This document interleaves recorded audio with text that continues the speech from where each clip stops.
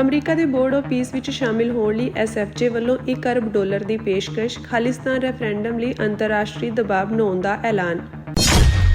ਅੱਜ ਦੀ ਆਵਾਜ਼ radio show ਨਾਲ ਜੁੜੇ ਭਾਈ ਸੁਖਦੇਵ ਸਿੰਘ ਗਿੱਲ ਦੇ ਮਾਤਾ ਜੀ ਮਾਤਾ ਸੁਰਿੰਦਰ ਕੌਰ ਗਿੱਲ ਦੀ ਅੰਤਿਮ ਅਰਦਾਸ ਟੋਰਾਂਟੋ ਵਿੱਚ ਸੰਪੰਨ।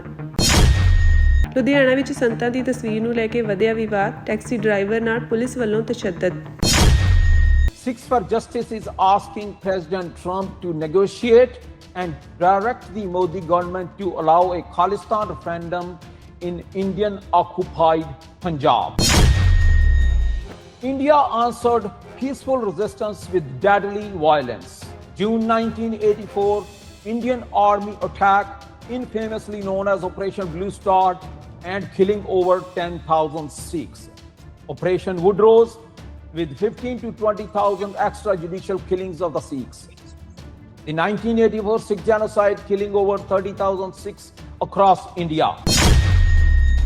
ਅਮਰੀਕਾ ਤੇ ਦੱਖਣੀ ਏਸ਼ੀਆ ਦੀ ਰਾਜਨੀਤੀ ਨਾਲ ਜੁੜੀ ਇੱਕ ਵੱਡੀ ਖਬਰ ਸਾਹਮਣੇ ਆਈ ਹੈ। ਸਿਕਸ ਫॉर ਜਸਟਿਸ ਨੇ ਐਲਾਨ ਕੀਤਾ ਹੈ ਕਿ ਅਮਰੀਕਾ ਦੇ ਰਾਸ਼ਟਰਪਤੀ ਡੋਨਾਲਡ ਟਰੰਪ ਵੱਲੋਂ ਪ੍ਰਸਤਾਵਿਤ ਬੋਰਡ ਆਫ ਪੀਸ ਵਿੱਚ ਸ਼ਾਮਿਲ ਹੋਣ ਲਈ $1 ਅਰਬ ਦੀ ਵਚਨਬੱਧਤਾ ਲਈ ਤਿਆਰ ਹੈ। ਇਹ ਐਲਾਨ ਕਰਾਚੀ ਪ੍ਰੈਸ ਕਲੱਬ ਵਿੱਚ ਹੋਈ ਪ੍ਰੈਸ ਕਾਨਫਰੰਸ ਦੌਰਾਨ ਐਸਐਫਜੇ ਦੇ ਆਗੂ ਗੁਰਪਤਵੰਤ ਸਿੰਘ ਪੰਨੂ ਵੱਲੋਂ ਕੀਤਾ ਗਿਆ। ਉਨ੍ਹਾਂ ਕਿਹਾ ਕਿ ਇਸ ਪਹਿਲ ਦਾ ਮਕਸਦ ਟਕਰਾਅ ਨੂੰ ਜੰਗ ਦੀ ਬਜਾਏ ਗੱਲਬਾਤ ਅਤੇ ਅੰਤਰਰਾਸ਼ਟਰੀ ਸਹਿਯੋਗ ਰਾਹੀਂ ਹੱਲ ਕਰਨਾ ਹੈ।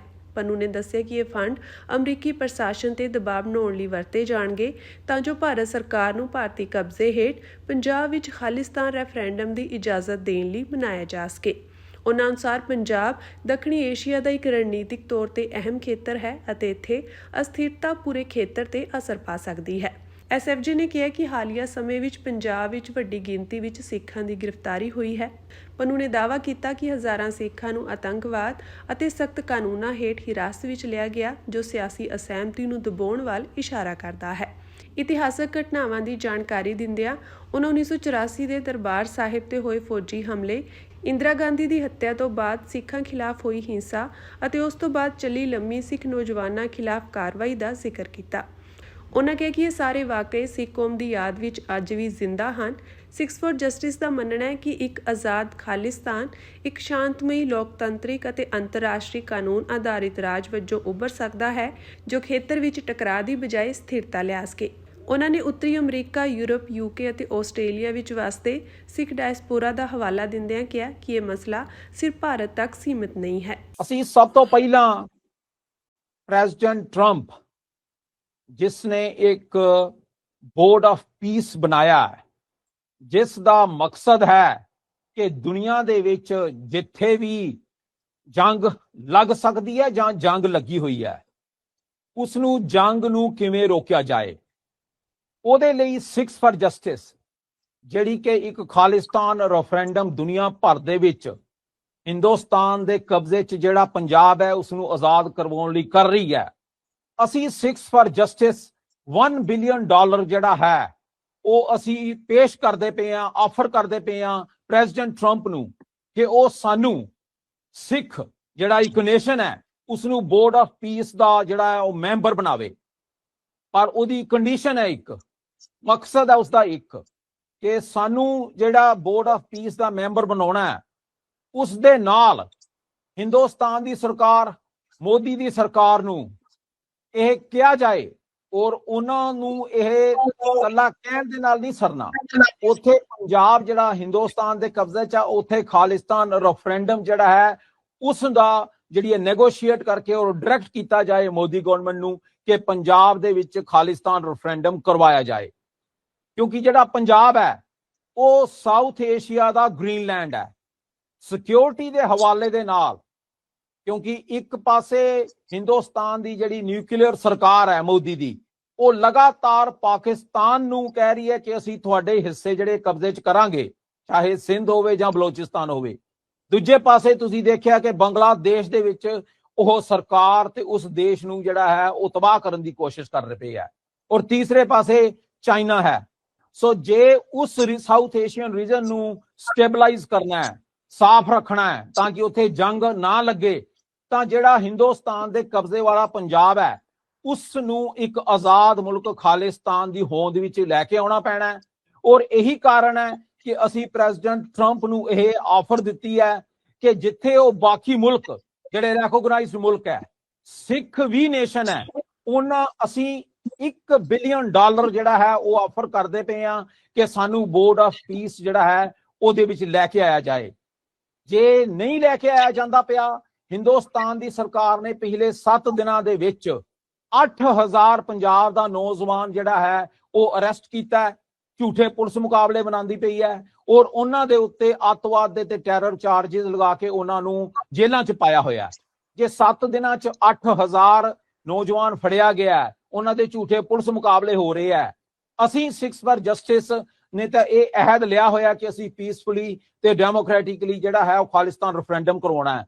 ਪਰ ਪੰਜਾਬ ਜਿਹੜਾ ਹੈ, ਜਿੱਥੇ ਪਹਿਲਾਂ ਵੀ ਸਿੱਖਾਂ ਨੇ ਆਪਣੀ ਹਿਫਾਜ਼ਤ ਦੇ ਲਈ ਹਥਿਆਰ ਚੁੱਕੇ ਹੈ, ਇਸ ਵਕਤ ਫਿਰ ਇੱਕ ਵਾਰ ਪੰਜਾਬ ਦਾ ਨੌਜਵਾਨ, ਪੰਜਾਬ ਦਾ ਸਿੱਖ ਆਪਣੀ ਹਿਫਾਜ਼ਤ ਦੇ ਲਈ ਹਿੰਦੁਸਤਾਨ ਦੀ ਸਰਕਾਰ ਦੇ ਖਿਲਾਫ ਹਥਿਆਰਬੰਦ ਹੋ ਸਕਦਾ ਔਰ ਉਸ ਹਥਿਆਰਬੰਦ ਦੇ ਵਿੱਚ ਇਹ ਜੰਗ ਲੱਗੇਗੀ ਜਿਹਦੇ ਵਿੱਚ ਦੋਨੋਂ ਧਿਰਾਂ ਦਾ ਨੁਕਸਾਨ ਹੋਏਗਾ।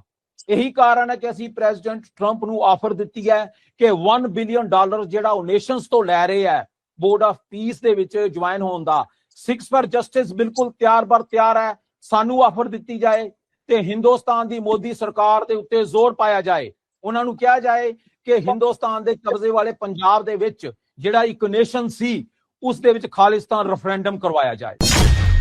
ਖਾਲਿਸਤਾਨ ਜਿੰਦਾਬਾਦ, ਖਾਲਿਸਤਾਨ ਜਿੰਦਾਬਾਦ, ਖਾਲਿਸਤਾਨ ਜਿੰਦਾਬਾਦ, ਖਾਲਿਸਤਾਨ ਜਿੰਦਾਬਾਦ, ਖਾਲਿਸਤਾਨ ਜਿੰਦਾਬਾਦ।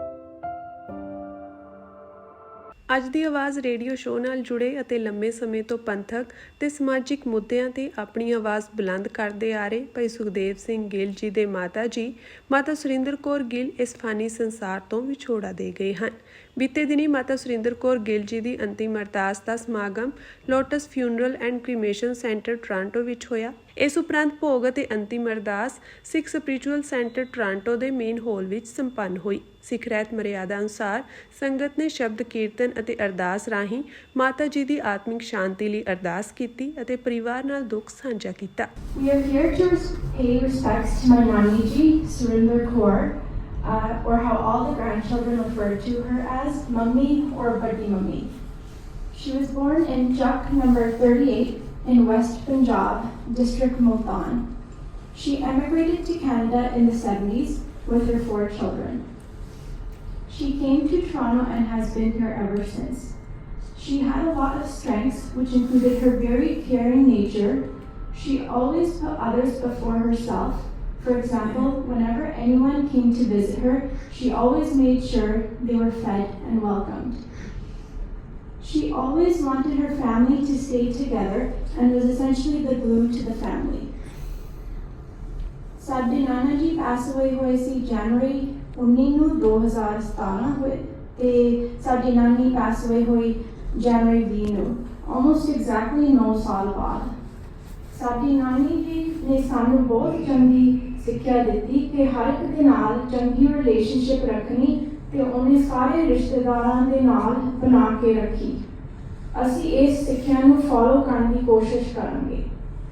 She was the best mother, grandmother, wife, sister, mommy, Pua, Masi, daughter, daughter-in-law, and mother-in-law anyone could ever ask for. ਘਰ ਆਏ ਸਾਰਿਆਂ ਦੀ ਸਤਿਕਾਰ ਅਤੇ ਖਾਣ ਪੀਣ ਦਾ ਖਿਆਲ ਬਹੁਤ ਰੱਖਿਆ ਸੀ। ਉਹ ਸਾਡੇ ਪਰਿਵਾਰ ਨੂੰ ਜੋੜ ਕੇ ਰੱਖਣ ਵਾਲੀ ਤਾਕਤ ਸੀ। ਉਹਨਾਂ ਨੇ ਹਰ ਇੱਕ ਪਰਿਵਾਰ ਦੇ ਮੈਂਬਰ ਦਾ ਫਿਕਰ ਅਤੇ ਚਿੰਤਾ ਕਰਨਾ, ਹਰ ਇੱਕ ਲਈ ਅਰਦਾਸ ਕਰਨੀ। ਉਹਨਾਂ ਨੇ ਸਾਡਾ ਘਰ ਪਿਆਰ ਦੇ ਨਾਲ ਭਰ ਦਿੱਤਾ ਸੀ। ਉਹ ਇਸ ਤਰ੍ਹਾਂ ਸੀ ਕਰਕੇ ਉਹ ਗੁਰੂ ਜੀ ਲਈ ਪ੍ਰੇਮ ਅਤੇ ਸ਼ਰਧਾ ਨਾਲ ਭਰੇ ਸੀ। ਵੱਡੀ ਮੰਮੀ ਚਾਹੁੰਦੇ ਸੀ ਕਿ ਸਾਰੇ ਇਹ ਰਾਹ ਤੇ ਤੁਰਨ। ਉਹਨਾਂ ਨੇ ਸਾਨੂੰ ਸਾਰਿਆਂ ਨੂੰ ਸਿੱਖੀ ਦੇ ਨਾਲ ਜੋੜਿਆ। ਮੈਨੂੰ ਚੇਤਾ ਜਦੋਂ ਵੱਡੀ ਮੰਮੀ ਨੇ ਮੇਰੇ ਤੇ ਮੇਰੇ ਕਜ਼ਨਸ ਲਈ ਇੰਨੀ ਖੁਸ਼ੀ ਦੇ ਨਾਲ ਸਾਡੇ ਲਈ ਗੁਰਦੁਆਰੇ ਤੋਂ ਗੁਟਕੇ ਸਾਹਿਬ ਲੈ ਕੇ ਆਏ ਸੀ। ਇਹ ਖੁਸ਼ੀ ਉਹਨਾਂ ਦੀ ਸ਼ਰਧਾ ਸਿੱਖੀ ਲਈ ਤੋਂ ਆਉਂਦੀ ਸੀ ਕਿ ਉਹਨਾਂ ਕੋਲ ਬੇਅੰਤ ਸ਼ਰਧਾ ਗੁਰੂ ਸਾਹਿਬ ਜੀ ਲਈ ਸੀ।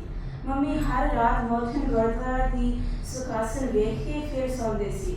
ਭਾਵੇਂ ਉਹਨਾਂ ਦਾ ਸਰੀਰ ਥੱਕਿਆ ਹੋਵੇ ਫਿਰ ਵੀ ਸਾਰੀ ਸਮਾਂ ਲਈ ਖੜ ਕੇ ਜਾਂ ਬੈਠ ਕੇ ਸੁਖਾਸਨ ਪੂਰਾ ਸਤਿਕਾਰ ਨਾਲ ਦਰਸ਼ਨ ਦੀ ਹਾਜ਼ਰੀ ਭਰਦੇ ਸੀ।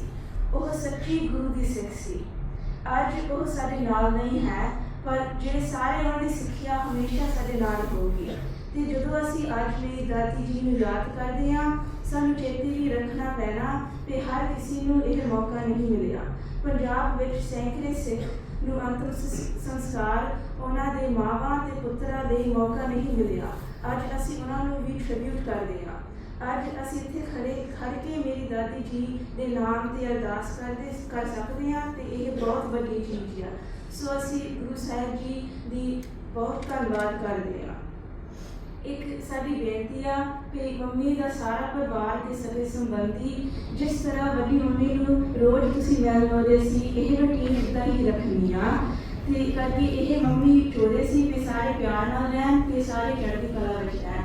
ਵਾਹਿਗੁਰੂ ਜੀ ਕਾ ਖਾਲਸਾ, ਵਾਹਿਗੁਰੂ ਜੀ ਕੀ ਫਤਿਹ।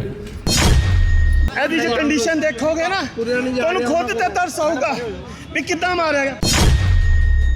ਜਿਹੜੀ ਪੁਲਿਸ ਨੇ ਇਹਦੇ ਨਾਲ ਕੀਤੀ, ਅਸੀਂ ਇਹੀ ਮੰਗ ਕਰਦੇ ਹਾਂ ਕਿ ਉਸ ਮੁਲਾਜ਼ਮ ਦੇ ਨਾਲ ਵੀ ਸੇਮ ਇਹੀ ਵਾਰਦਾਤ ਕੀਤੀ ਜਾਵੇ।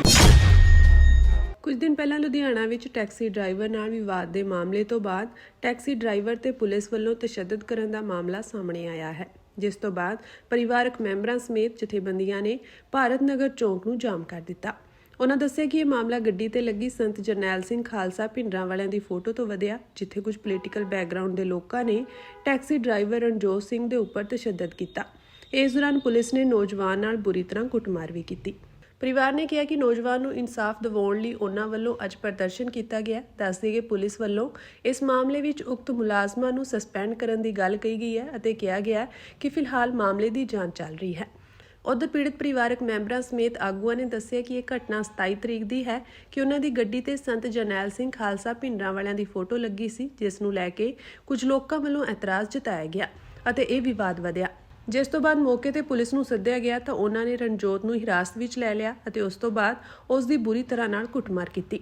ਪਰਿਵਾਰ ਨੇ ਕਿਹਾ ਕਿ ਪੁਲਿਸ ਦਾ ਕਹਿਣਾ ਹੈ ਕਿ ਰਣਜੋਤ ਸਿੰਘ ਨੇ ਸ਼ਰਾਬ ਪੀਤੀ ਸੀ, ਪਰ ਉਸ ਦਾ ਚਲਾਨ ਕਰਨ ਦੀ ਬਜਾਏ ਉਸ ਨਾਲ ਕੁੱਟਮਾਰ ਕੀਤੀ ਗਈ ਹੈ, ਜਿਸ ਨੂੰ ਲੈ ਕੇ ਉਹ ਸਖਤ ਕਾਰਵਾਈ ਦੀ ਮੰਗ ਕਰਦੇ ਹਨ। ਕਿ ਸੰਤ ਜਰਨੈਲ ਸਿੰਘ ਭਿੰਡਰਾਂ ਵਾਲੇ ਸਾਡੇ ਦਮਦਮੀ ਟਕਸਾਲ ਦੇ ਮੁਖੀ, ਜਿਨ੍ਹਾਂ ਦੀ ਇੱਕ ਫੋਟੋ ਲੱਗਣ ਕਰਕੇ ਇਸ ਮੁੰਡੇ ਨਾਲ ਤਸ਼ੱਦਦ ਕੀਤਾ ਗਿਆ ਵੈ। ਪਹਿਲਾਂ ਇਸ ਮੁੰਡੇ ਨੂੰ 4 ਨੰਬਰ ਲੈ ਕੇ ਗਏ। 4 ਨੰਬਰ ਦੇ ਇੰਚਾਰਜ ਵੱਲੋਂ ਭੱਦੀ ਸ਼ਬਦਾਵਲੀ ਬੋਲੀ ਗਈ। ਫਿਰ ਉਹ ਇੱਕ ਇੰਚਾਰਜ ਲੈਵਲ ਦਾ ਅਫਸਰ ਸੀਗਾ, ਉਸ ਤੋਂ ਬਾਅਦ ਇੱਕ SHO ਲੈਵਲ ਦਾ ਅਫਸਰ ਆਇਆ 8 ਨੰਬਰ ਥਾਣੇ ਦਾ, ਤੇ 8 ਨੰਬਰ ਥਾਣੇ ਜਾ ਕੇ ਵੀ ਇਹਨਾਂ ਨਾਲ ਬੜੀ ਭੱਦੀ ਸ਼ਬਦਾਵਲੀ ਵਰਤੀ ਗਈ। ਕੀ ਅਸੀਂ ਇਹੀ ਉਮੀਦ ਕਰਦੇ ਹਾਂ ਸਾਡੀ ਸਰਕਾਰਾਂ ਤੋਂ? ਕੀ ਸਾਡੀਆਂ ਸਰਕਾਰਾਂ ਵਿੱਚ ਸਿੱਖ ਜਥੇਬੰਦੀਆਂ ਹੈ ਨਹੀਂ ਗੀਆਂ? ਹਰ ਸਰਕਾਰ ਦੇ ਵਿੱਚ ਆਗੂ ਹੁੰਦੇ ਆ, ਅਕਾਲੀ ਆਗੂ ਹੁੰਦੇ ਆ, ਹਰ ਸਰਕਾਰ ਦੇ ਵਿੱਚ ਵਿੰਗ ਹੁੰਦੇ ਆ, ਧਾਰਮਿਕ ਵਿੰਗ ਹੁੰਦੇ ਆ। ਕੀ ਇਹ ਸਾਰੇ ਧਾਰਮਿਕ ਵਿੰਗ ਚਲੇ ਗਏ ਆ? ਸਿਰਫ ਅਕਾਲੀਆਂ ਦਾ ਹੀ ਠੇਕਾ ਰਹਿ ਗਿਆ ਕਿ ਸਾਰਾ ਕੁਝ ਬੋਲਣ ਦਾ, ਕਰਨ ਦਾ? ਤੁਸੀਂ ਦੇਖੋ, ਸੱਜਣ ਕੁਮਾਰ ਨੂੰ ਬਰੀ ਕਰ ਦਿੱਤਾ ਗਿਆ ਵਾ। 84 ਸਿੱਖ ਕਤਲੇਆਮ ਵਿੱਚ ਕਿੰਨੀ ਉਹਨੇ ਘਾਲੀ ਆ ਗਲਤ ਤਰੀਕੇ ਨਾਲ। ਤੇ ਅਸੀਂ ਇਹੀ ਸਰਕਾਰ ਨੂੰ ਬੇਨਤੀ ਕਰਦੇ ਹਾਂ ਕਿ 4 ਨੰਬਰ ਦਾ ਤੇ 8 ਨੰਬਰ ਦਾ ਇੰਚਾਰਜ ਬਰਖਾਸਤ ਕੀਤਾ ਜਾਵੇ। ਫਿਲਹਾਲ ਉਹਨੂੰ ਇੱਥੇ ਆਵਾਜ਼ ਆ ਰਹੀ ਹੈ, ਕਹਿੰਦੇ ਸਸਪੈਂਡ ਕਰ ਦਿੱਤਾ ਵਾ।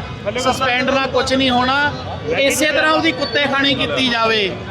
ਬੰਦੀ ਸਿੰਘਾਂ ਦਾ ਜਿਵੇਂ 32 ਸਾਲ ਹੋ ਗਏ ਬੰਦੀ ਸਿੰਘ ਅੰਦਰ ਬੈਠੇ, ਕੋਈ ਸੁਣਵਾਈ ਨਹੀਂ ਹੋਈ। ਸਾਨੂੰ ਪਤਾ ਹੈ ਇਸ ਮੁੰਡੇ ਦੀ ਵੀ ਕੋਈ ਸੁਣਵਾਈ ਨਹੀਂ ਹੋਣੀ। ਹਲੇ ਤੱਕ ਕੋਈ ਪ੍ਰਸ਼ਾਸਨ ਸਾਡੇ ਕੋਲ ਨਹੀਂ ਪਹੁੰਚਿਆ। ਅੱਜ ਦਾ ਮੁੱਖ ਕਾਰਨ ਕੀ ਹੈ ਭਾਰਤ ਨਗਰ ਜਾਮ ਕਰਨ ਦਾ?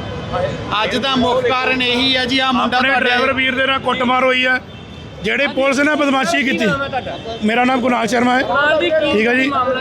ਮਾਮਲਾ ਇਹ ਹੈ ਬਾਈ ਜੀ, ਇਹ ਸਾਡਾ ਭਰਾ ਹੈ, ਇਹਦਾ ਕਸੂਰ ਹੈ ਇਹ ਪੀਲੀ ਪਲੇਟ ਟੈਕਸੀ ਗੱਡੀ ਚਲਾ ਰਿਹਾ, ਬਸ ਇਹ ਕਸੂਰ ਹੈ। ਜਿੰਨੇ ਵੀ ਰੋਡ ਦੇ ਉੱਪਰ ਪੀਲੀ ਪਲੇਟਾਂ ਚੱਲਦੇ ਨੇ ਉਹ ਸੋਚਦੇ ਨੇ ਕਿ ਇਹਨੂੰ ਕੁੱਟੋ ਮਾਰੋ, ਗੱਲ ਖਤਮ। ਜਿਹੜੀ ਪੁਲਿਸ ਨੇ ਇਹਦੇ ਨਾਲ ਕੀਤੀ, ਅਸੀਂ ਇਹੀ ਮੰਗ ਕਰਦੇ ਹਾਂ ਕਿ ਉਸ ਮੁਲਾਜ਼ਮ ਦੇ ਨਾਲ ਵੀ ਸੇਮ ਇਹੀ ਵਾਰਦਾਤ ਕੀਤੀ ਜਾਵੇ। ਹੋਇਆ ਕੀ ਹੈ ਭਾਈ ਦਾ ਨਾਮ ਕੀ ਹੈ? ਇਹ ਰਣਜੋਤ ਨਾਮ ਹੈ ਬਾਈ ਜੀ ਦਾ। ਰਹਿਣ ਵਾਲੇ ਕਿੱਥੇ ਦੇ? ਇਹ ਆਪਣੇ ਚੰਦਨ ਨਗਰ ਦੇ ਰਹਿਣ ਵਾਲੇ ਨੇ। ਠੀਕ ਹੈ। ਟੈਕਸੀ ਗੱਡੀ ਚਲਾਉਂਦੇ ਨੇ, ਰਾਤ ਨੂੰ ਮਿਹਨਤ ਕਰਦੇ ਨੇ। ਠੀਕ ਹੈ ਜੀ। ਹਲਕੀ ਜੀ ਗੱਡੀ ਲੱਗੀ ਪਵੇਲੀਅਨ ਮਾਲ ਦੇ ਕੋਲ, ਜੀ। ਤੇ ਵੀਰ ਦੇ ਨੇ ਕਿਹਾ ਕਿ ਚੱਲ ਕੋਈ ਗੱਲ ਨਹੀਂ ਬਾਈ ਜੀ, ਜਿਹੜਾ ਨੁਕਸਾਨ ਹੋਇਆ ਮੈਂ ਉਹਦਾ ਹਰਜਾਨਾ ਦੇ ਦੇਣਾ ਜੀ। ਤੇ ਵੀਰ ਦੇ ਨਾਲ ਕੀ ਹੋਇਆ, ਉਸ ਤੋਂ ਬਾਅਦ ਵੀਰ ਦੇ ਨਾਲ ਗਾਲੋ ਗਾੜੀ ਕੀਤੀ, ਬਹਿਸ ਕੀਤੀ। ਉਸ ਤੋਂ ਬਾਅਦ ਉੱਥੇ ਜਿਹੜੇ ਮੁਲਾਜ਼ਮ ਆਉਂਦੇ ਨੇ ਤੇ ਮੇਨ ਮੁੱਦਾ ਸੰਤ ਜਰਨੈਲ ਸਿੰਘ ਭਿੰਡਰਾਂ ਬਾਰੇ ਜੀ ਜਿਹੜੀ ਸ਼ਬਦਾਵਲੀ ਉਸ ਬੰਦੇ ਨਾਲ ਵਰਤੀ ਆ, ਜੀ। ਜਦੋਂ ਤੱਕ ਉਹਨੂੰ ਜੇਲ੍ਹ 'ਚ ਨਹੀਂ ਭੇਜਿਆ ਜਾਂਦਾ ਉਦੋਂ ਤੱਕ ਅਸੀਂ ਇੱਥੇ ਧਰਨਾ ਨਹੀਂ ਚੱਕਾਂਗੇ। ਇਹ ਜਿਹੜੇ ਜਰਨੈਲ ਜੀ ਭਿੰਡਰਾਂ ਵਾਲੇ ਸੀਗੇ, ਇਹ ਕਿਉਂ ਉਹਨਾਂ ਨੇ ਸ਼ਬਦਾਵਲੀ ਵਰਤੀ ਗਈ, ਕੀ ਕਾਰਨ ਸੀਗਾ? ਇਹ ਵੀਰ ਦੀ ਗੱਡੀ ਦੇ ਉੱਪਰ ਫੋਟੋ ਲੱਗੀ ਹੋਈ ਸੀ, ਅੱਗੇ ਫੋਟੋ ਲੱਗੀ ਸੀ। ਇਹ ਕਹਿੰਦੇ ਜੀ ਤੁਸੀਂ ਸਾਡੇ ਸੰਤਾਂ ਬਾਰੇ ਕਿਉਂ ਬੋਲ ਰਹੇ ਹੋ, ਓਕੇ, ਸਾਡੇ ਆਈਡਲ ਨੇ, ਅਸੀਂ ਇਹਨਾਂ ਨੇ, ਸਾਡੇ ਗੁਰੂ ਨੇ, ਠੀਕ ਹੈ ਅਸੀਂ ਗਲਤ ਨਾ ਬੋਲੋ, ਬੇਨਤੀ ਕਰ ਰਹੇ ਹਾਂ। ਜੀ। ਬੜੇ ਗਿਆ। ਉਸ ਤੋਂ ਬਾਅਦ ਕਹਿੰਦੇ ਜਾਵੇ ਤੇਰਾ ਮਹਾਰਾਜ, ਐਡੀ ਜ਼ੋਰ ਦੀ ਥੱਪੜ ਮਾਰਿਆ। ਉਧਰ ਮੌਕੇ ਤੇ ਮੌਜੂਦ ਏਸੀਪੀ ਗੁਰਇਕਬਾਲ ਸਿੰਘ ਨੇ ਕਿਹਾ ਕਿ ਇਹ ਮਾਮਲਾ 27 ਤਰੀਕ ਦਾ ਹੈ, ਜਿੱਥੇ ਰਣਜੋਤ ਸਿੰਘ ਨਾਮਕ ਨੌਜਵਾਨ ਦਾ ਕਿਸੇ ਵਿਅਕਤੀ ਨਾਲ ਵਿਵਾਦ ਹੋਇਆ ਸੀ, ਜਿਸ ਤੋਂ ਬਾਅਦ ਥਾਣਾ ਡਿਵੀਜ਼ਨ ਨੰਬਰ 4 ਪੁਲਿਸ ਕੋਲ ਸ਼ਿਕਾਇਤ ਪਹੁੰਚੀ ਤਾਂ ਉਹਨਾਂ ਇਸ ਸੰਬੰਧੀ ਚੌਂਕੀ ਇੰਚਾਰਜ ਨੂੰ ਸੂਚਿਤ ਕੀਤਾ ਅਤੇ ਉਹਨਾਂ ਵੱਲੋਂ ਇਸ ਮਾਮਲੇ ਵਿੱਚ ਰਣਜੋਤ ਸਿੰਘ ਨੂੰ ਹਿਰਾਸਤ ਵਿੱਚ ਲੈ ਕੇ ਮੈਡੀਕਲ ਕਰਵਾਇਆ ਗਿਆ। ਉਹ ਤੋਂ ਰਣਜੋਤ ਸਿੰਘ ਜਿਹੜਾ ਸੀਗਾ, ਜਿਹੜਾ ਲੜਕਾ ਹੈਗਾ, ਉਹਨੂੰ ਚੌਂਕੀ ਲੈ ਕੇ ਆਂਦਾ। ਹੀ ਵਾਜ਼ ਇਨ ਇੰਟੌਕਸੀਨੇਟਡ ਪੋਜੀਸ਼ਨ ਐਪਰੈਂਟਲੀ। ਉਸ ਤੋਂ ਬਾਅਦ ਉਹਦਾ ਮੈਡੀਕਲ ਕਰਾਇਆ ਗਿਆ। ਉਸ ਤੋਂ ਬਾਅਦ ਹੀ ਟਰਾਈਡ ਟੂ ਕਮਿਟ ਸੁਸਾਈਡ। ਉਹਦੀ ਸਾਡੇ ਕੋਲ ਵੀਡੀਓ ਹੈਗੀ ਆ ਕੈਮਰੇ ਦੀ, ਚੌਂਕੀ ਦੀ, because he was in ਇੰਟੌਕਸੀਨੇਟਡ position. ਉਸ ਤੋਂ ਬਾਅਦ ਇਹਤਿਆਤ ਵਰਤਦੇ ਹੋਏ ਮੁਲਾਜ਼ਮਾਂ ਨੇ ਉਹਨੂੰ ਰੋਕਿਆ ਇਸ ਗੱਲ ਤੋਂ, ਉਹਦੀ ਹੱਥਾਪਾਈ ਹੋਈ। ਜਿਹੜੀ 9 ਵਾਲੀ ਇੰਜਰੀ ਹੈਗੀ ਹੈ ਇਜ਼ ਐਟਰੀਬਿਊਟਡ ਟੂ ਦੈਟ ਸਕਫਲ। ਉਸ ਤੋਂ ਬਾਅਦ ਇਮੀਡੀਏਟਲੀ ਇਹਦਾ ਮੈਡੀਕਲ ਕਰਾਇਆ ਗਿਆ ਲੜਕੇ ਦਾ 12:10 ਤੇ 27 ਤਰੀਕ ਨੂੰ ਸਵੇਰੇ ਸਰਕਾਰੀ ਹਸਪਤਾਲ 'ਚੋਂ। ਉਹਦੇ ਵਿੱਚੋਂ ਡਾਕਟਰ ਨੇ ਜਿਹੜਾ ਮੈਡੀਕਲ ਕੀਤਾ, ਉਹਦੇ ਵਿੱਚ ਸਲਰੀਨੈਸ ਇਨ ਸਪੀਚ, ਡਿਸਪੋਜੀਸ਼ਨ ਜਿਹੜੀ ਹੈਗੀ ਇਹਨਾਂ ਦੀ ਉਹ abusive and alcohol smell and alcohol consumption clear ਹੋਈ ਹੈ ਜੀ। ਜਿਹੜੇ ਮੁਲਾਜ਼ਮਾਂ ਤੇ ਇਹ ਅਲੈਜ ਕਰ ਰਹੇ ਆ ਇਨਹਿਊਮਨ ਟਾਰਚਰ ਦਾ, ਵੀ ਇਹ ਫੈਕਟ ਫਾਈਂਡ ਕਰ ਲਿਆ। ਅਸੀਂ ਇਹਨਾਂ ਨੂੰ ਵੀ ਕਿਹਾ ਕਿ ਵੀ ਲੜਕਾ ਆਪ ਵੀ ਦੱਸ ਦੇਗਾ। ਅਸੀਂ ਵੀ ਆਪਣੀ ਇੰਟਰਨਲ ਇਨਕੁਆਇਰੀ ਕਰ ਲਈ ਹੈ। ਜਿਹੜੇ ਮੁਲਾਜ਼ਮ ਨੇ ਉਹ ਸਸਪੈਂਡ ਕਰ ਦਿੱਤੇ ਗਏ ਨੇ ਤੇ ਉਹਨਾਂ ਤੇ ਸਖਤ ਕਾਰਵਾਈ ਹੋਰ ਵੀ ਜਿਹੜੀ ਹੈਗੀ ਬਣਦੀ, ਕਮਿਸ਼ਨਰ ਸਾਹਿਬ ਦੇ ਵੀ ਧਿਆਨ 'ਚ ਹੈਗਾ ਮੈਟਰ ਸਾਰਾ, ਉਹ ਕੀਤੀ ਜਾਏ।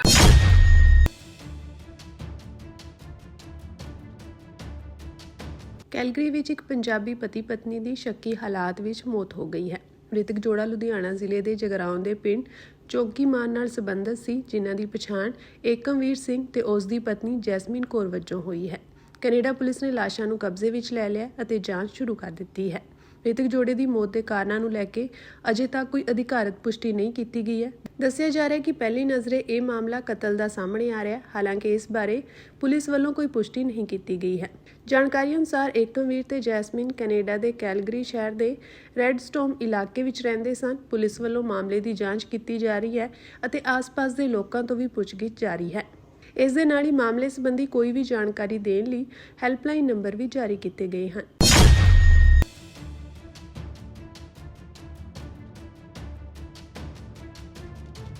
ਪੰਜਾਬ ਦੀ ਸਾਬਕਾ ਮੁੱਖ ਮੰਤਰੀ ਅਤੇ ਪੰਜਾਬ ਕਾਂਗਰਸ ਦੀ ਸੀਨੀਅਰ ਨੇਤਾ ਬੀਬੀ ਰਜਿੰਦਰ ਕੌਰ ਭੱਠਲ ਵੱਲੋਂ ਇੱਕ ਨਿੱਜੀ ਚੈਨਲ ਤੇ ਦਿੱਤੀ ਇੰਟਰਵਿਊ ਦੌਰਾਨ ਕੀਤੇ ਗਏ ਦਾਅਵੇ ਉੱਪਰ ਮਿਸਲ ਸਤਲੁਜ ਦੇ ਪ੍ਰਧਾਨ ਸਰਦਾਰ ਅਜੇਪਾਲ ਸਿੰਘ ਬਰਾੜ ਨੇ ਸਖਤ ਪ੍ਰਤੀਕਿਰਿਆ ਦਿੱਤੀ ਹੈ। ਸਰਦਾਰ ਅਜੇਪਾਲ ਸਿੰਘ ਬਰਾੜ ਨੇ ਜਾਰੀ ਪ੍ਰੈਸ ਬਿਆਨ ਵਿੱਚ ਬੀਬੀ ਰਜਿੰਦਰ ਕੌਰ ਭੱਠਲ ਦੇ ਉਸ ਬਿਆਨ ਨੂੰ ਆਧਾਰ ਬਣਾਇਆ, ਜਿਸ ਵਿੱਚ ਬੀਬੀ ਭੱਠਲ ਦਾਅਵਾ ਕਰਦੇ ਨਜ਼ਰ ਆਉਂਦੇ ਹਨ ਕਿ ਬੀਬੀ ਭੱਠਲ ਦੇ ਮੁੱਖ ਮੰਤਰੀ ਹੁੰਦਿਆਂ ਸਰਕਾਰ ਬਣੀ ਰਹਿਣ ਲਈ ਕੁਝ ਅਫਸਰਾਂ ਵੱਲੋਂ ਰੇਲਾਂ ਅਤੇ ਬਾਜ਼ਾਰਾਂ ਵਿੱਚ ਬੰਬ ਧਮਾਕਿਆਂ ਵਰਗੀਆਂ ਘਟਨਾਵਾਂ ਕਰਵਾਉਣ ਦੀ ਸਲਾਹ ਦਿੱਤੀ ਗਈ ਸੀ। ਸਰਦਾਰ ਬਰਾੜ ਨੇ ਕਿਹਾ ਕਿ ਅਜਿਹੇ ਦਾਅਵੇ ਅਤੇ ਸਲਾਹਾਂ ਭਾਰਤੀ ਸੰਵਿਧਾਨ, ਲੋਕਤੰਤਰ ਅਤੇ ਕਾਨੂੰਨੀ ਰਾਜ ਦੀ ਆਤਮਾ ਉੱਤੇ ਗੰਭੀਰ ਪ੍ਰਸ਼ਨ ਚਿੰਨ੍ਹ ਖੜੇ ਕਰਦੇ ਹਨ। ਸਰਦਾਰ ਬਰਾੜ ਨੇ ਕਿਹਾ ਕਿ ਜੇਕਰ ਇਹ ਬਿਆਨ ਸੱਚਾਈ ਤੇ ਆਧਾਰਿਤ ਹੈ ਤਾਂ ਇਹ ਭਾਰਤੀ ਸੰਵਿਧਾਨ, ਨਾਗਰਿਕਾਂ ਦੀ ਆਜ਼ਾਦੀ, ਸੂਬੇ ਦੀ ਅਮਨ ਸ਼ਾਂਤੀ ਦੀ ਸਿੱਧੀ ਉਲੰਘਣਾ ਵੱਲ ਇਸ਼ਾਰਾ ਕਰਦਾ ਹੈ। ਕਿਸੇ ਵੀ ਲੋਕਤਾਂਤਰਿਕ ਦੇਸ਼ ਵਿੱਚ ਜਨਤਾ ਦੀ ਜਾਨ ਨੂੰ ਸਿਆਸੀ ਲਾਭ ਲਈ ਖਤਰੇ ਵਿੱਚ ਪਾਉਣਾ ਦੇਸ਼ ਧਰੋਹੀ ਅਤੇ ਸੰਵਿਧਾਨਕ ਅਪਰਾਧ ਦੀ ਸ਼੍ਰੇਣੀ ਵਿੱਚ ਆਉਂਦਾ ਹੈ। ਸਰਦਾਰ ਬਰਾੜ ਨੇ ਕਿਹਾ ਕਿ ਇਹ ਬਿਆਨ ਸਿਰਫ ਇੱਕ ਸਿਆਸੀ ਟਿੱਪਣੀ ਨਹੀਂ, ਸਗੋਂ ਸੱਤਾ ਅਤੇ ਸੰਵਿਧਾਨਕ ਅਹੁਦੇ ਦੀ ਤਾਕਤ ਦੇ ਦੁਰਉਪਯੋਗ ਨੂੰ ਉਤਸ਼ਾਹਿਤ ਕਰਦਾ ਹੈ। ਪਿਛਲੇ ਸਾਲਾਂ ਦੌਰਾਨ ਹੋਏ ਬੰਬ ਧਮਾਕਿਆਂ ਸੰਬੰਧੀ ਇਹ ਗੱਲ ਸਾਹਮਣੇ ਆਉਣ ਨਾਲ ਇਹ ਸ਼ੱਕ ਹੋਰ ਡੂੰਘਾ ਹੋ ਜਾਂਦਾ ਹੈ ਕਿ ਕਿਤੇ ਇਹ ਘਟਨਾਵਾਂ ਯੋਜਨਾਬੱਧ ਸਾਜ਼ਿਸ਼ ਦਾ ਹਿੱਸਾ ਤਾਂ ਨਹੀਂ ਸਨ। ਉਹਨਾਂ ਕਿਹਾ ਕਿ ਬੀਬੀ ਰਜਿੰਦਰ ਕੌਰ ਭੱਠਲ ਦੇ ਮੁਖਾਤਬੀ ਦਾਅਵੇ ਨੂੰ ਸਰਕਾਰੀ ਰਿਕਾਰਡ ਤੇ ਲਿਆ ਕੇ ਇਸ ਦੀ ਡੂੰਘਾਈ ਨਾਲ ਜਾਂਚ ਸ਼ੁਰੂ ਕੀਤੀ ਜਾਵੇ। ਇਸ ਮਾਮਲੇ ਦੀ ਜਾਂਚ ਲਈ ਸੁਪਰੀਮ ਕੋਰਟ ਦੀ ਨਿਗਰਾਨੀ ਹੇਠ ਜਾਂਚ ਕਮਿਸ਼ਨ ਦਾ ਗਠਨ ਕੀਤਾ ਜਾਵੇ। ਅਫਸਰਸ਼ਾਹੀ ਅਤੇ ਸਿਆਸੀ ਅਗਵਾਈ ਦੀ ਸੰਭਾਵਿਤ ਭੂਮਿਕਾ ਦੀ ਜਾਂਚ ਕੀਤੀ ਜਾਵੇ। ਇਸ ਦੇ ਨਾਲ ਹੀ ਉਹਨਾਂ ਬੀਬੀ ਭੱਠਲ ਦੇ ਮੁਖਾਤਬੀ ਦਾਅਵੇ ਅਤੇ ਬਿਆਨ ਉੱਪਰ ਕਾਂਗਰਸ ਦੀ ਚੁੱਪੀ ਤੇ ਵੀ ਸਵਾਲ ਖੜੇ ਕੀਤੇ ਹਨ ਅਤੇ ਪੰਜਾਬ ਕਾਂਗਰਸ ਦੀ ਸੀਨੀਅਰ ਲੀਡਰਸ਼ਿਪ ਤੋਂ ਸਪਸ਼ਟੀਕਰਨ ਦੀ ਮੰਗ ਕੀਤੀ ਹੈ। ਸਰਦਾਰ ਬਰਾੜ ਨੇ ਕਿਹਾ ਕਿ ਲੋਕਤੰਤਰ ਡਰ, ਅਫਵਾਹਾਂ ਜਾਂ ਹਿੰਸਾ ਤੇ ਨਹੀਂ ਸਗੋਂ ਸੱਚ, ਜਵਾਬਦੇਹੀ ਅਤੇ ਸੰਵਿਧਾਨਕ ਨੈਤਿਕਤਾ ਤੇ ਟਿਕਿਆ ਹੁੰਦਾ ਹੈ।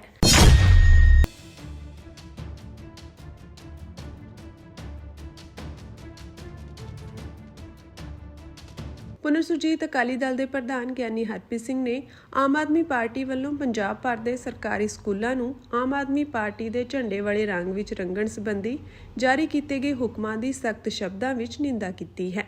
ਉਨ੍ਹਾਂ ਕਿਹਾ ਕਿ ਇਹ ਕਦਮ ਨਾ ਸਿਰਫ ਬੇਹੱਦ ਸ਼ਰਮਨਾਕ ਹੈ ਸਗੋਂ ਪੰਜਾਬ ਦੀ ਸਿੱਖਿਆ ਪ੍ਰਣਾਲੀ ਲਈ ਵੀ ਗੰਭੀਰ ਤੌਰ ਤੇ ਖਤਰਨਾਕ ਹੈ। ਗਿਆਨੀ ਹਰਪ੍ਰੀਤ ਸਿੰਘ ਨੇ ਕਿਹਾ ਕਿ ਸਕੂਲ ਅਤੇ ਬੱਚੇ ਕਿਸੇ ਵੀ ਰਾਜਨੀਤਿਕ ਪਾਰਟੀ ਦੀ ਪ੍ਰਚਾਰਕ ਮਸ਼ੀਨ ਨਹੀਂ ਹੁੰਦੇ। ਬੱਚਿਆਂ ਅਤੇ ਸਿੱਖਿਆ ਸੰਸਥਾਵਾਂ ਨੂੰ ਰਾਜਨੀਤਿਕ ਪ੍ਰਭਾਵ ਹੇਠ ਲਿਆ ਕੇ ਆਪਣੀ ਪਾਰਟੀ ਦੀ ਛਾਪ ਬਣਾਉਣ ਦੀ ਕੋਸ਼ਿਸ਼ ਨਿੰਦਣਯੋਗ ਹੈ ਅਤੇ ਸਿੱਖਿਆ ਦੇ ਮੂਲ ਸਿਧਾਂਤਾਂ ਨਾਲ ਸਿੱਧੀ ਟੱਕਰ ਹੈ। ਉਨ੍ਹਾਂ ਕਿਹਾ ਕਿ ਸਰਕਾਰੀ ਸਕੂਲ ਸੂਬੇ ਦੀ ਸੰਪਤੀ ਹੁੰਦੇ ਹਨ, ਕਿਸੇ ਇੱਕ ਰਾਜਨੀਤਿਕ ਪਾਰਟੀ ਦੀ ਨਹੀਂ। ਉਨ੍ਹਾਂ ਨੂੰ ਰਾਜਨੀਤਿਕ ਰੰਗਾਂ ਵਿੱਚ ਰੰਗਣਾ ਬੱਚਿਆਂ ਦੀ ਨਿਰਪੱਖ ਸੋਚ ਅਤੇ ਸਿੱਖਿਆ ਦੀ ਆਜ਼ਾਦੀ ਤੇ ਸਿੱਧਾ ਹਮਲਾ ਹੈ।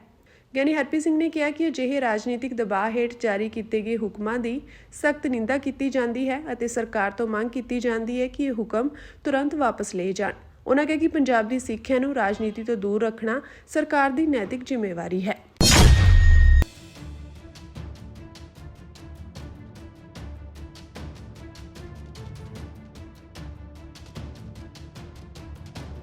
ਤਿੰਨ ਸੌ 28 ਪਾਵਨ ਸਰੂਪਾਂ ਦੇ ਲਾਪਤਾ ਹੋਣ ਦੇ ਗੰਭੀਰ ਮਾਮਲੇ ਵਿੱਚ ਅੱਜ ਪੰਜਾਬ ਅਤੇ ਹਰਿਆਣਾ ਹਾਈ ਕੋਰਟ ਵਿੱਚ ਇੱਕ ਬਹੁਤ ਹੀ ਅਹਿਮ ਸੁਣਵਾਈ ਹੋਈ। ਅਦਾਲਤ ਨੇ ਮਾਮਲੇ ਦੇ 4 ਮੁਲਜ਼ਮਾਂ ਕੁਲਵੰਤ ਸਿੰਘ, ਬਾਜ ਸਿੰਘ, ਗੁਰਬਚਨ ਸਿੰਘ ਅਤੇ ਗੁਰਮੁਖ ਸਿੰਘ ਵੱਲੋਂ ਦਾਇਰ ਕੀਤੀਆਂ ਗਈਆਂ ਅਗਾਊਂ ਜ਼ਮਾਨਤ ਦੀਆਂ ਅਰਜ਼ੀਆਂ ਤੇ ਆਪਣਾ ਫੈਸਲਾ ਰਾਖਵਾਂ ਰੱਖ ਲਿਆ ਹੈ। ਅੱਜ ਸੁਣਵਾਈ ਦੌਰਾਨ ਅਦਾਲਤ ਵਿੱਚ ਕਰੀਬ 2 ਘੰਟੇ ਤੱਕ ਪੁਰਜ਼ੋਰ ਬਹਿਸ ਚੱਲੀ। ਸੀਨੀਅਰ ਐਡਵੋਕੇਟ ਪ੍ਰਦੀਪ ਵਿਰਕ ਨਾਲ ਹੋਈ ਵਿਸ਼ੇਸ਼ ਗੱਲਬਾਤ ਦੌਰਾਨ ਸਾਹਮਣੇ ਆਇਆ ਕਿ ਦੋਵਾਂ ਪੱਖਾਂ ਦੇ ਵਕੀਲਾਂ ਨੇ ਅਦਾਲਤ ਅੱਗੇ ਆਪਣੀਆਂ ਦਲੀਲਾਂ ਰੱਖੀਆਂ। ਬਹਿਸ ਦੌਰਾਨ ਮਾਮਲੇ ਦੀ ਗੰਭੀਰਤਾ ਅਤੇ ਜਾਂਚ ਦੀ ਮੌਜੂਦਾ ਸਥਿਤੀ ਤੇ ਵਿਸਥਾਰ ਨਾਲ ਚਰਚਾ ਕੀਤੀ ਗਈ। ਸੁਣਵਾਈ ਦੌਰਾਨ ਪੰਜਾਬ ਸਰਕਾਰ ਨੇ ਅਦਾਲਤ ਵਿੱਚ ਇੱਕ ਵਾਰ ਫਿਰ ਸਖਤ ਰੁਖ ਅਖਤਿਆਰ ਕੀਤਾ। ਸਰਕਾਰ ਵੱਲੋਂ ਪੱਖ ਰੱਖਦਿਆਂ ਕਿਹਾ ਗਿਆ ਕਿ ਹਾਲਾਂਕਿ ਸ਼੍ਰੋਮਣੀ ਗੁਰਦੁਆਰਾ ਪ੍ਰਬੰਧਕ ਕਮੇਟੀ ਜਾਂਚ ਵਿੱਚ ਸਹਿਯੋਗ ਕਰਨ ਦੀ ਗੱਲ ਕਹਿ ਰਹੀ ਹੈ, ਪਰ ਅਸਲੀਅਤ ਵਿੱਚ ਵਿਸ਼ੇਸ਼ ਜਾਂਚ ਟੀਮ ਨੂੰ ਅਜੇ ਤੱਕ ਜਾਂਚ ਲਈ ਲੋੜੀਂਦਾ ਪੂਰਾ ਰਿਕਾਰਡ ਅਤੇ ਡਾਟਾ ਮੁਹੱਈਆ ਨਹੀਂ ਕਰਵਾਇਆ ਗਿਆ। ਸਰਕਾਰ ਨੇ ਦਲੀਲ ਦਿੱਤੀ ਕਿ ਰਿਕਾਰਡ ਦੀ ਘਾਟ ਕਾਰਨ ਜਾਂਚ ਪ੍ਰਭਾਵਿਤ ਹੋ ਰਹੀ ਹੈ। ਇਸ ਮਾਮਲੇ ਵਿੱਚ ਦੋਸ਼ੀਆਂ ਖਿਲਾਫ ਕਾਨੂੰਨੀ ਸਿਕੰਜਾ ਹੋਰ ਕੱਸਿਆ ਗਿਆ ਹੈ। ਜਾਂਚ ਦੌਰਾਨ ਕੇਸ ਵਿੱਚ ਦਸਤਾਵੇਜ਼ਾਂ ਦੀ ਹੇਰਾਫੇਰੀ ਅਤੇ ਜਾਲਸਾਜ਼ੀ ਨਾਲ ਸੰਬੰਧਿਤ ਗੰਭੀਰ ਧਾਰਾਵਾਂ 466, 467, 468 ਅਤੇ 471 ਜੋੜ ਦਿੱਤੀਆਂ ਗਈਆਂ ਹਨ। ਦੱਸਣਯੋਗ ਹੈ ਕਿ ਇਹ ਸਾਰੀ ਕਾਰਵਾਈ 2020 ਵਿੱਚ ਈਸ਼ਰ ਸਿੰਘ ਰਿਪੋਰਟ ਦੇ ਆਧਾਰ ਤੇ ਸ਼ੁਰੂ ਕੀਤੀ ਗਈ ਸੀ।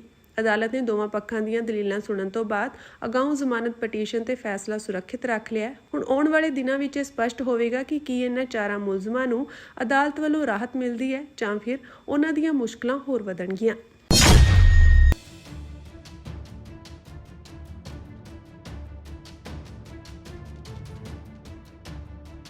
ਵੁਲਵਰਹੈਂਪਟਨ ਵਿੱਚ ਪਿਛਲੇ ਸਾਲ ਅਗਸਤ ਮਹੀਨੇ 2 ਬਜ਼ੁਰਗ ਸਿੱਖ ਟੈਕਸੀ ਡਰਾਈਵਰਾਂ ਤੇ ਹੋਏ ਵਹਿਸ਼ੀ ਹਮਲੇ ਦੇ ਮਾਮਲੇ ਵਿੱਚ ਅੱਜ 3 ਨੌਜਵਾਨਾਂ ਵਿਰੁੱਧ ਅਦਾਲਤੀ ਦੋਸ਼ ਤੈਅ ਕੀਤੇ ਗਏ ਹਨ। ਬ੍ਰਿਟਿਸ਼ ਟਰਾਂਸਪੋਰਟ ਪੁਲਿਸ ਨੇ ਇਹਨਾਂ ਤਿੰਨਾਂ ਤੇ ਦੋਸ਼ ਪੱਤਰ ਦਾਖਲ ਕਰਨ ਤੋਂ ਬਾਅਦ ਫਿਲਹਾਲ ਜ਼ਮਾਨਤ ਤੇ ਰਿਹਾ ਕਰ ਦਿੱਤਾ ਹੈ। ਦੱਸ ਦਈਏ ਕਿ ਇਹ ਘਟਨਾ 15 ਅਗਸਤ 2025 ਨੂੰ ਦੁਪਹਿਰ ਵੇਲੇ ਵੁਲਵਰਹੈਂਪਟਨ ਰੇਲਵੇ ਸਟੇਸ਼ਨ ਦੇ ਬਾਹਰ ਵਾਪਰੀ ਸੀ। ਹਮਲੇ ਦਾ ਸ਼ਿਕਾਰ ਹੋਏ ਦੋਵੇਂ ਸਿੱਖ ਡਰਾਈਵਰਾਂ ਦੀ ਉਮਰ 60 ਤੇ 70 ਸਾਲ ਦੇ ਦਰਮਿਆਨ ਸੀ। ਹਮਲੇ ਦੀ ਵੀਡੀਓ ਸੋਸ਼ਲ ਮੀਡੀਆ ਤੇ ਵਾਇਰਲ ਹੋਣ ਤੋਂ ਬਾਅਦ ਸਿੱਖ ਭਾਈਚਾਰੇ ਵਿੱਚ ਭਾਰੀ ਰੋਸ ਸੀ। ਬ੍ਰਿਟਿਸ਼ ਟਰਾਂਸਪੋਰਟ ਪੁਲਿਸ ਦੀ ਸੁਪਰਡੈਂਟ ਸੂ ਪੀਟਰਸ ਨੇ ਕਿਹਾ ਕਿ ਇਹ ਇੱਕ ਗੰਭੀਰ ਮਾਮਲਾ ਸੀ ਅਤੇ ਪੁਲਿਸ ਪੀੜਤ ਪਰਿਵਾਰਾਂ ਅਤੇ ਸਿੱਖ ਭਾਈਚਾਰੇ ਦੇ ਲਗਾਤਾਰ ਸੰਪਰਕ ਵਿੱਚ ਹੈ। ਉਨ੍ਹਾਂ ਅਪੀਲ ਕੀਤੀ ਕਿ ਅਦਾਲਤੀ ਕਾਰਵਾਈ ਚੱਲ ਰਹੀ ਹੋਣ ਕਾਰਨ ਕੋਈ ਵੀ ਅਜਿਹੀ ਟਿੱਪਣੀ ਨਾ ਕੀਤੀ ਜਾਵੇ ਜੋ ਕੇਸ ਤੇ ਮਾੜਾ ਅਸਰ ਪਾਵੇ।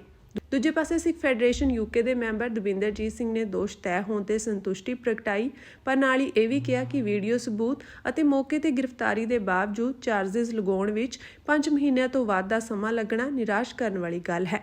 ਹਮਲੇ ਵਿੱਚ ਨਸਲੀ ਨਫ਼ਰਤ ਦਾ ਪਹਿਲੂ ਸਾਫ਼ ਨਜ਼ਰ ਆ ਰਿਹਾ ਸੀ, ਜਿਸ ਕਾਰਨ ਇੱਕ ਮੁਲਜ਼ਮ ਤੇ ਨਸਲੀ ਵਿਤਕਰੇ ਦੀ ਧਾਰਾ ਲਗਾਈ ਗਈ ਹੈ।